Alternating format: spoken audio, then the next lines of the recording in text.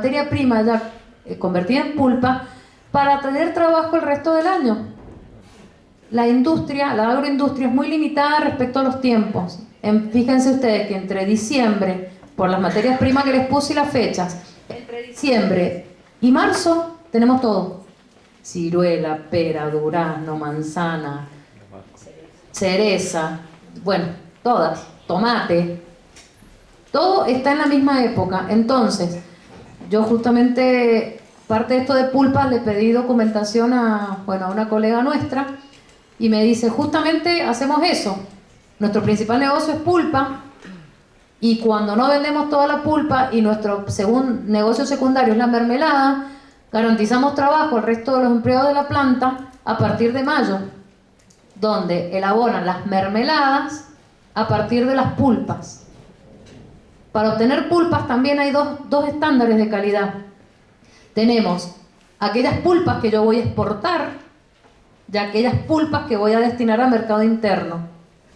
Tienen protocolos de calidad diferentes por las exigencias de los clientes, ¿sí? Bueno, ahí les pongo un poco el método de conservación. Nosotros hoy vamos a ver lo que es el método de pasteurización y esterilización para pulpas de tomate, damasco, durazno, pera, zapallo y melón. ¿Se va? Ah, no. No, para otra cosa. Bueno, fíjense, las etapas: abastecimiento, lavado por inmersión y aspersión, luego un segundo lavado por aspersión. Fíjense que acá tienen 4 lavados de materia prima. Se hace el despulpado en frío, la molienda, el recupero de carozos, la inactivación enzimática. Hasta acá, fíjense, no varió nada de lo que es un proceso de mermelada. Luego se enfría, se hace el tamizado y la concentración. Es exactamente lo mismo, ¿sí? Lo que nos va a cambiar es acá la etapa de concentrado. ¿Por qué? Porque la pulpa yo la voy a concentrar por lo menos a 30-32 grados Brix. ¿Me lo dice el código? No. Pero comercialmente, sépanlo, que las pulpas se venden entre 30 y 32 grados Brix. Lógicamente, si yo tengo un sólido soluble más alto, la voy a poder vender un poco más cara, porque estoy vendiendo más producto que agua, ¿sí? Pero comercialmente se habla de estas concentraciones. Luego, esterilizo y hago un envasado aséptico. ¿En qué hemos visto envasadas las pulpas? En bolsas asépticas dentro de tambores. Ahora les voy a mostrar, ¿sí? Por eso el proceso de esterilización de esa pulpa es distinto que al de una mermelada, ¿sí? Me mira. Bueno, abastecimiento, primer lavado, inspección de materia prima. Fíjense, delante de esto no tenía fotos, pero acá adelante tenemos un volcador de bins y los distintos lavados, sea por inmersión, gracias, o por aspersión, o inmersión y aspersión. Luego viene un elevador de cangilones que alimenta directamente la pulpadora. ¿Qué es la pulpadora? Los 2 rodillos que les contaba recién, que rompen el fruto y liberan el carozo. Ese despulpado se hace a bajas temperaturas y una vez despulpado pasa a un tambor donde acá sí agrego ácido ascórbico como antioxidante. Entonces hago el lavado de la materia prima, el pulpado en frío y antes de pasar a la concentración y esterilización se agrega ácido ascórbico como antioxidante. Para eso, cada vez que nos digan en un proceso que se va a hacer una corrección, tiene que haber una etapa donde yo acumulo producto, donde hago un batch, qué sé yo, acá me entran 1000 kilos, 10.000 kilos, corrijo y sigo, corrijo y sigo. Siempre hay un pulmón, porque si no, no tengo forma de corregir. Bueno, luego tengo un depósito de despulpado en frío, previo a la molienda, y luego tenemos la molienda, que en este caso, esta molienda es por martillos. Las moledoras de martillos justamente son un eje que tiene martillos móviles que se van moviendo, entonces eso va girando, va rompiendo lo que queda de fruta en trozos y pasan a través de una criba. Va el martillo, el eje, los martillos y la criba. El diámetro de la perforación que tiene la criba nos va a dar la textura de la pulpa, la textura final de la pulpa, ¿sí? Y luego pasa un tamizador de carozos. Es un problema, es un punto crítico la presencia de carozos en una pulpa. Por eso es muy importante el control de esa etapa. Luego paso a hacer la inactivación enzimática. Yo acá les he puesto en este equipo que es totalmente cerrado, ya hace la molienda y el tamizado de carozos, lo mismo que hago en fábrica pero en forma manual. Por eso les he puesto ahí las dos fotitos. Uno es un equipo totalmente cerrado y yo tengo el mismo funcionamiento pero partido en dos etapas en forma manual. Luego se hace un enfriamiento y se hace el tamizado. Por un lado tiene un orificio de 2 milímetros y luego pasa a un refinador de 0,5 milímetros. Les pongo el detalle al costado porque en las empresas grandes todas estas etapas en los equipamientos están adentro, uno no los ve, no los visualiza. Lo único que llega y ve tubos o vemos cajas grandes de acero inoxidable y no sabemos qué pasa adentro. Que por un lado es fantástico, pero nosotros como inspectores, decimos, ¿qué pasa acá adentro? ¿Qué hay? No, acá te hace todo. Bueno, sí, te hace todo, pero ¿qué es todo? Por eso les pongo lo que se ve y lo que va pasando adentro de ese equipo. Y luego paso a un concentrador. En el concentrador paso de tener una pulpa de 12-13 brix a unas 30-32 brix. Y luego que concentré, paso a una esterilización que es un intercambiador de calor tubo en tubo. El esterilizador de calor tubo en tubo lleva un tubo concéntrico, un tubo por dentro. Entonces, por dentro del tubo pasa la pulpa y por el otro tubo, o sea, por el espacio que queda entre el tubo de adentro y el de afuera, es por donde pasa el vapor. Entonces, de esa manera, yo logro la esterilización. Y luego se hace el envasado. En este caso, en esta foto no se ve bien ahí, pero sí la van a ver en la presentación de ustedes. Tienen la envasadora de 2 cabezales, donde acá tienen 2 camas de rodillos, viene un autoelevador, coloca el metálico, ¿cómo se llama? Uy, que se me fue. El tambor, gracias. El tambor metálico con la bolsa estéril adentro. Esa bolsa estéril tiene un pico, que es el que ven ahí, se abre, se coloca en la boca de la llenadora y se hace todo el envasado en forma estéril. ¿Sí? La temperatura de esa pulpa está por lo menos a 110 grados. Hago el envasado aséptico cerrado, se cierra la bolsa, se cierra el laminado y luego nos queda esto. O sea, esta etapa anterior, esta bolsa, yo la tengo adentro del tambor, se envasa, se cierra y luego queda el acondicionamiento así. Al vacío. ¿Cómo? No, no es al vacío. Tenés directamente no sé cómo escribírtelo, con la boca de la bolsa que viene esterilizada, se aplica como a presión en la llenadora y luego cae la pulpa y sola cierra.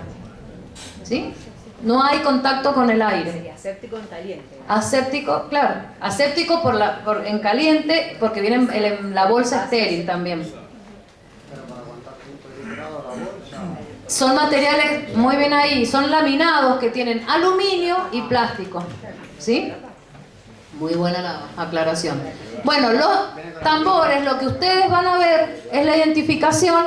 Bueno, yo he tapado los datos ahí de la empresa, pero dice quién es el elaborador, el RNE, el RNPA, el peso neto, el peso bruto, bueno, son en este caso 236 kilos, la fecha de elaboración, cuándo vence, el número de lote, el número de tambor y los ingredientes. Es como si fuera una etiqueta de un alimento, nada más que puesta en un tambor. Entonces, dice producto de Mendoza, durazno, antioxidante 300, condiciones de conservación, temperatura ambiente, ya está listo. Eso es un granel, ¿verdad? ¿Ah?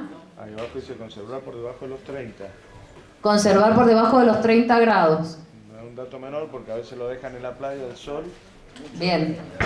Lo que está diciendo Daniel es, mucho más pasa con el tomate que con las pulpas de fruta. Se demoran a veces mucho las cargas en marzo, abril, cuando van a hacer exportaciones, quedan los tambores abiertos, no abiertos, sino a la intemperie. Al rayo del sol, aumenta la temperatura y empiezan los problemas. Que no deberían pasar porque el envase está totalmente aséptico. Pero bueno, suele pasar. Bueno, en este caso pulpa de pera, 32 bricks, el peso 235 kilos. Lo importante acá que les quiero destacar que necesitamos tener el RNE de la pulpa. Si caen a mi emprendimiento y yo tengo pulpa, estoy haciendo mermelada. Uno de los objetivos es mostrarles las variedades y las épocas en que se dan esas variedades es porque si caen en un emprendimiento en mayo y están elaborando durazno, mermelada de durazno, es porque salió de alguna pulpa. ¿Me explico? Entonces, no, que no tengo pulpa, que la hemos terminado de elaborar ayer, no hay forma, ¿sí? Entonces, cuando empezamos a pedir información de una pulpa, lo que necesito es saber el origen, quién la elaboró, cómo se conservó, quién es el responsable, etc. ¿Sí? ¿Qué hora es? Menos cuarto. Último y dejo. Defectos y alteraciones. Esto lo pueden ver después. Vamos acá. Sinéresis. La sinéresis es contrario al fenómeno de hinchamiento o fenómeno de gelificación. El agua atrapada es exudada y se produce una compresión del gel. Se puede deber al debilitamiento de interacciones de inestabilidad. En síntesis, ¿qué me da? Una acidez demasiado elevada, una baja cantidad de pectina, mucha agua en la fruta, exceso de azúcar invertido. Dice que también, se puede dar también en los dulces y se llama llanto. En definitiva, la sinéresis son gotas de almíbar. ¿Por qué? Porque se rompió la estructura del gel, por alguno de los motivos que hemos visto. Entonces vamos a tener un dulce que tiene un líquido arriba. ¿Y qué me pasa con ese dulce que tiene ese líquido arriba? Suele fermentarse, porque ese almíbar suele no tener 65 brix, puede tener 50 o 55. Entonces, empieza un proceso de fermentación en superficie, hay desarrollo de levaduras, entonces no es solamente lo organoléptico, sino que empiezo a tener problemas en la conservación. Cambios de color, como les dije recién. Los cambios de color pueden ser cocción prolongada, entonces tengo oscurecimientos por una caramelización, he partido de frutas pardas o de frutas oxidadas, entonces no voy a tener pulpas claras. Tiene que ver la variedad que yo utilizo, como les mencioné recién el caso del membrillo. Contaminación de metales, fíjense acá, los fosfatos de magnesio y potasio, los oxalatos y otras sales, influyen mucho en el cambio de color de las mermeladas si el agua que utilizo es agua dura. Las altas concentraciones de sales me producen oxidaciones. ¿Sí? Depende cómo tenés el agua, porque hay pozos de agua que te dan bien, que no te dan un agua dura y no hay problema. Y habrán aguas que sí son más duras, entonces hay que tenerlo en cuenta. Y hay que tenerlo en cuenta por el funcionamiento de las calderas. Hay muchos ablandadores en la industria, exactamente. Cristalización, una elevada cantidad de azúcar, acidez demasiado elevada que ocasiona la alta inversión, exceso de cocción, demoras en el cierre del envase. Esto es muy común, más en las caseras. Envasaron en caliente, lo dejan abierto y después lo tapan. Se empieza a endurecer la parte superficial, se empieza a deshidratar y empieza a cristalizar. Mermelada floja, no llegó al punto, es la típica. Se me quedó blandita. Bueno, puede haber una cocción muy prolongada de la mermelada, entonces por eso no hubo una buena gelificación. No llegué al punto final de los 65 brix, me faltó punto. Voy a tener un producto que se va a fermentar. Sabores y olores deficientes. Esto está relacionado principalmente por una extrema cocción o también por materia prima con un grado de madurez inadecuado. Gustos, anhídridos sulfurosos, contaminación metálica. Hay que empezar a ver ahí qué gustos y qué sabores son los que estamos encontrando deficientes. El espumado se da mucho por un exceso de pectina o una agitación inadecuada o un proceso de elaboración a temperaturas muy elevadas. Tengo la paila abierta y le doy porque estoy apurado, porque quiero que salga ya. Se vuelve loco, la pectina es espumígena. Entonces cuando ustedes van a agregar la pectina y calientan demasiado, se empieza a llenar de burbujas. Entonces en el caso de una mermelada, uno no lo ve tanto. Pero en el caso de las jaleas, cuando ustedes empiezan a ver que tienen un montón y gelifica, quedan las burbujitas de aire contenido en blanco y ven justamente una jalea, un producto espumado. Eso no está bueno. Enmohecimiento y desarrollo de levaduras por una excesiva humedad en el almacenamiento, contaminación anterior al cierre de los envases, un bajo contenido de sólidos solubles, contaminación debido a la mala esterilización, problemas en el cierre. Fermentación. La principal motivo de la fermentación es el no haber mantenido la temperatura en el envasado y no haber llegado al punto a los 65 grados Brix, ¿sí?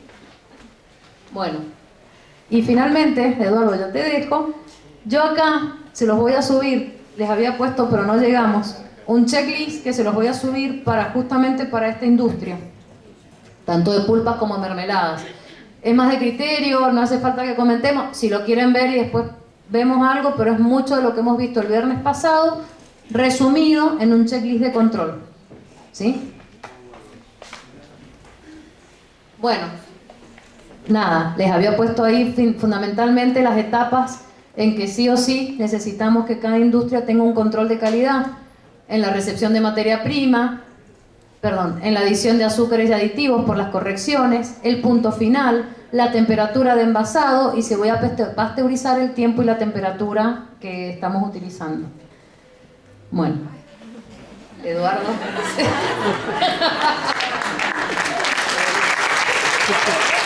Todo suyo y su ánimo.